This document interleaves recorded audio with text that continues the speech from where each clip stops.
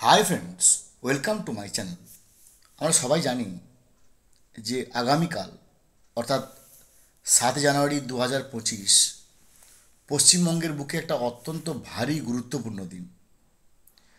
এবং এটা কিন্তু আন্দাজ করতে পেরেছি, বা আরও সহজ করে বলতে গেলে আমাদের পশ্চিমবঙ্গের এডুকেশান ডিপার্টমেন্ট, এডুকেশান কমিশনার খানিকটা স্পেকুলেশন করতে পেরেছে যে আগামীকাল কি ঘটতে চলেছে।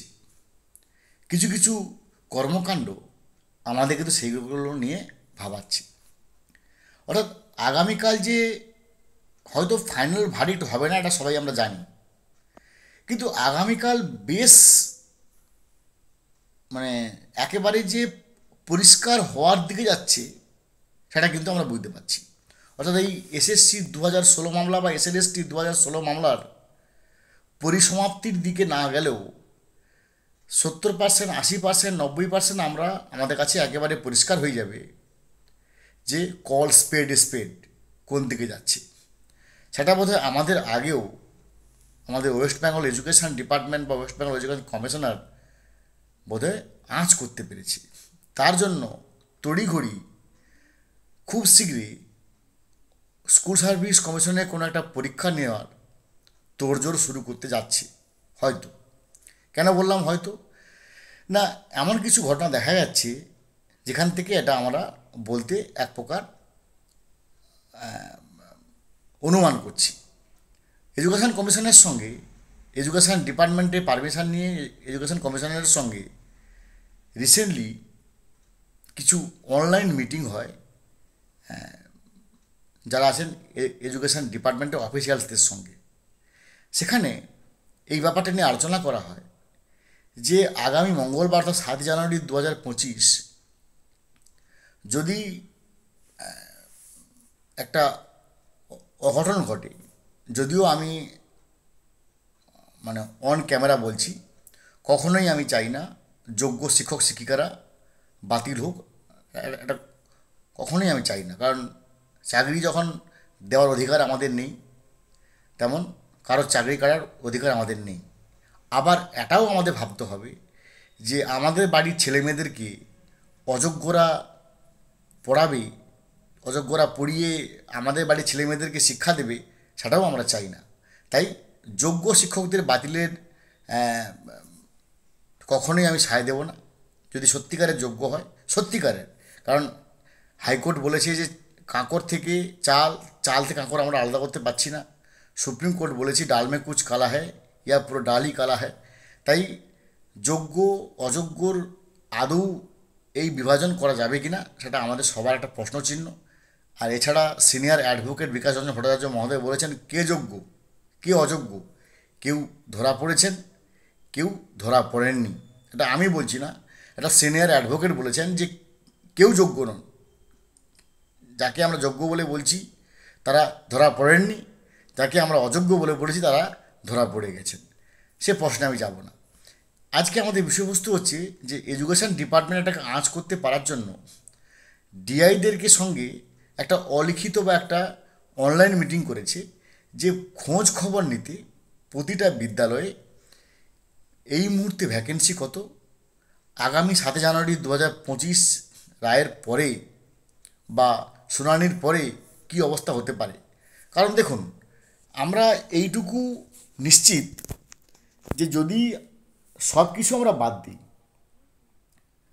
বিকাশবাবুরা কী বলেছেন, সিবিআই রিপোর্ট কী বলেছে, যদি সেসব রিপোর্টে আমরা যদি বাদও দিই, যে কথাটা এসএসসি দাঁড়িয়ে বলেছে সুপ্রিম কোর্টে যে 5,485 জন দুর্নীতি করে পেয়েছে, ভারতপক্ষে তার মধ্যে 1,212 লিস্ট ওরা আগেই দিয়েছিল।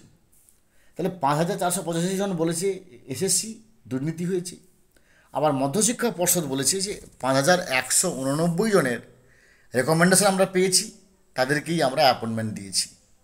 তা যদি সব কিছু আমরা ছেড়েও দিই, তাহলে 5,485 বা 5,189 বা সিবিআইর প্রাথমিক রিপোর্ট অনুযায়ী 8,324 এটা কিন্তু বাতিল হতে যাচ্ছে।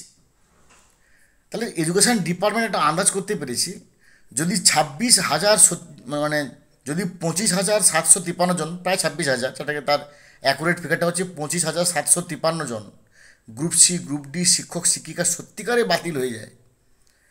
এবং বর্তমান বিদ্যালয়ের যে অবস্থা, সেটা কিন্তু যারা আমরা শিক্ষক শিক্ষিকা তারা একমাত্র ভালো বুঝতে পারবো। আমি জাস্ট একমাত্র কথার উপর চাপ দিচ্ছি, একমাত্র আমরা বুঝতে পারবো এখন স্কুলগুলো কীভাবে চলছে।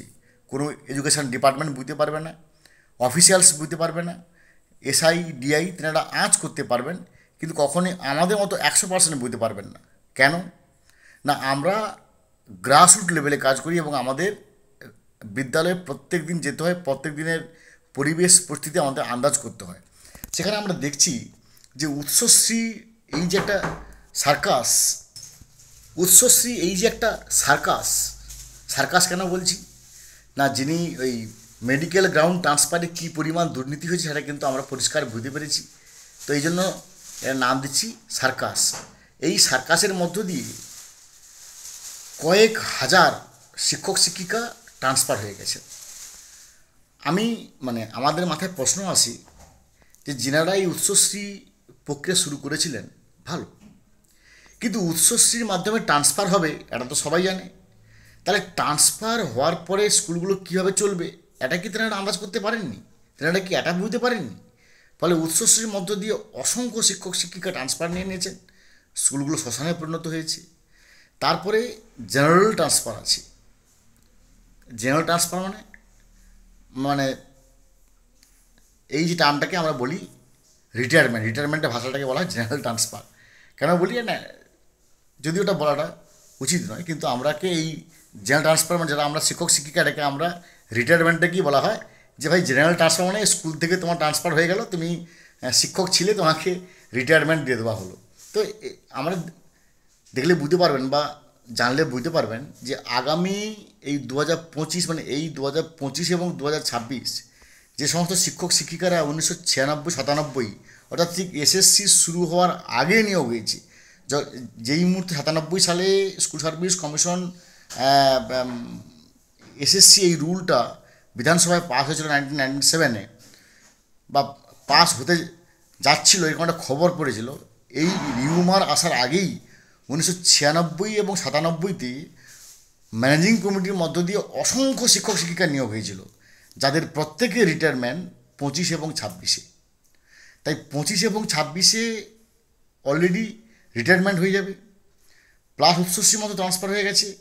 তারপরে যদি 25,753 শিক্ষক শিক্ষিকা গ্রুপ সি গ্রুপ ডি চলে যায়, একটা শ্মশানে পরিণত হয়ে যাবে স্কুলগুলো, একটা ভয়ঙ্কর অবস্থা হবে।